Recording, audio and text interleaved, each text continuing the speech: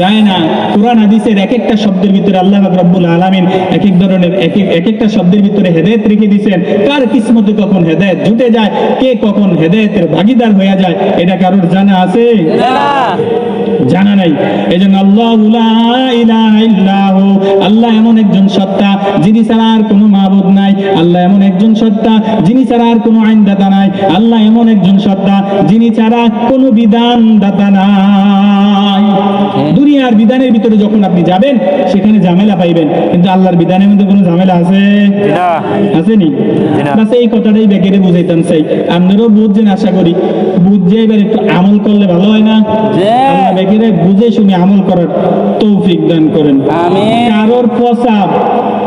কারোর পচা কথার পিছনে পড়বেন না, পচা কথার পিছনে পড়বেন না। একজন কইলে যে তোর কান লয়ে গেছে কাউয়ায়, কাউয়ার পিছনে দৌড়াইবেন নাকি আগে কান চাইবেন? আগে কান চাইতে হইব, কান জায়গায় আছে কিনা। কতজনে কত কথা কয়। একজনে কইব দালাল।